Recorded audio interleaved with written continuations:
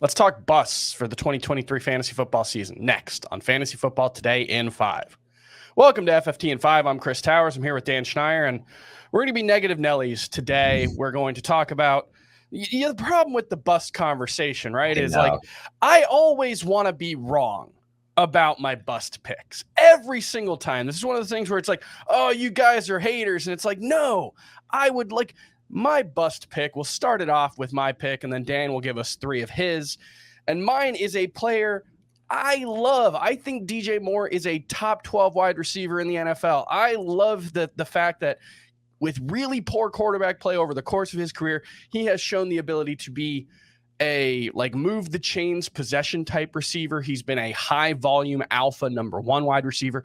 And there was that one weird year where the Panthers used Robbie Anderson in short area and intermediate stuff, and DJ Moore was more of a downfield specialist. And he was awesome in that role too. I think he had 1,100 yards primarily as a downfield specialist. And so that ability, that's like what Stephon Diggs was doing in Minneapolis and Minnesota. The comp that people will make is DJ Moore getting traded to Chicago. It's going to have an effect on Josh Allen or on Justin Fields the same way Stephon Diggs did with Josh Allen. The thing is, Josh Allen threw about 100 more passes in his first year with Stephon Diggs than he did his last year without him. If Justin Fields throws 100 more passes next season, he's going to throw about 480, which would still be a bottom 5 pass volume offense in the NFL. I think that's a realistic goal, but Justin Fields, I think he was either scrambled or was sacked on 25% of his dropbacks last year. It's just the way he plays. Even if they do dial up a bunch more pass plays, this is still going to be one of the lowest volume pass offenses in the league. Let's say DJ Moore gets 25% target share on 480 passes. That's about 120 targets. You have to be really, really good to be a high-end number 2 wide receiver on that low volume.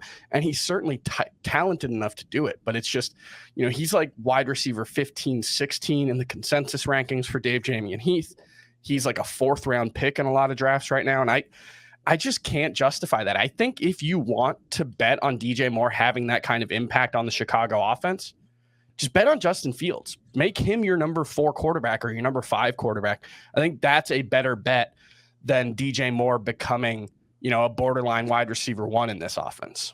I'm right there with you when it comes to DJ Moore. He will be on my bust list as well. Neither of us have taken him yet in the mocks, and I don't see it either of us doing that at his price. Yeah, he's more like wide receiver 25 for me. Who's a bust pick for you this year? I have a few. I'm going to start with one that's I'll try to do the more high profile ones too, because it's fun and more fun. And I'll say this about bust too. I want to make my little preamble as well real quick, Chris. Calling someone a bust is more so saying we don't like them at their current value. Yeah, exactly. So doesn't mean this guy's going to be not worth anything. So for me, one of the more high level ones, if we're sticking with receiver, is going to be Ceedee Lamb. Sure. Because I just feel like without Kellen Moore going more to that Mike McCarthy style offense, which is the same 11 personnel with the 2 outside receivers and the slot guy always lined up the same way, it's not good for passing game. And I think Brandon Cooks is going to have a much bigger role than people are expecting right now. He's a player I'm higher on. But as we get further down the board, I have some just total avoids. Like last year, one of my big Let me add one thing. I talked about this with Dave yesterday, but another big thing, the Cowboys the last 3 seasons under Kellen Moore as offensive coordinator were 1st, 2nd, and 2nd in neutral offensive play rate. So how fast they ran their offense. With McCarthy, his last 3 seasons in Green Bay, he was never higher than 19th. So there's going to be a big drop in volume in this offense as well. So it's just, if Ceedee Lamb's as good as he was last year and nothing else changes except the pie is smaller, he's going to be a worse fantasy player. And Brandon Cooks is obviously, I think, a much better player than anyone that the Cowboys had alongside him last year. All right. Sorry. I interrupted you.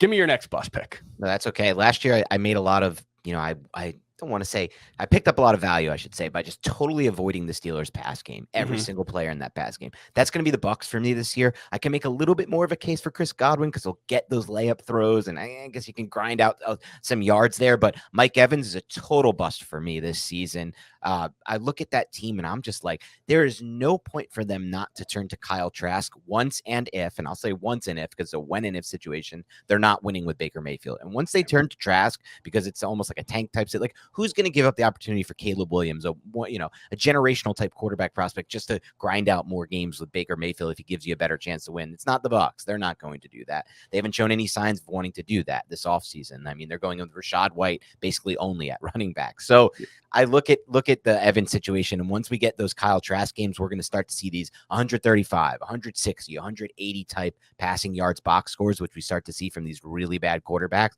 And there's just no way to get production out of Mike Evans or really anyone with those types of box scores. So he's a total avoid for me. Yeah, the other thing that I would add there is I saw this stat actually just before we were recording. I can't remember who put it out on Twitter, but sorry, apologies. But it was Tom Brady's sack/scramble rate was like 3.5% last season. Baker Mayfield was almost 11%. Oh. So you're also just losing. They're going to pass a lot less than they have the last couple of seasons, no matter what. Right. And then you're losing a bunch of pass attempts with the change from Tom Brady, who's always going to get the ball out, to Baker Mayfield. Do you have another bust pick you want to give us?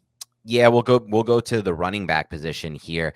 And there's a few guys I just can't understand. I'm going to start with Travis Etienne, who's close. I think I saw him. I don't now have it up, but because I have the receivers up, but I think he was consensus 10 or 11 in our rankings.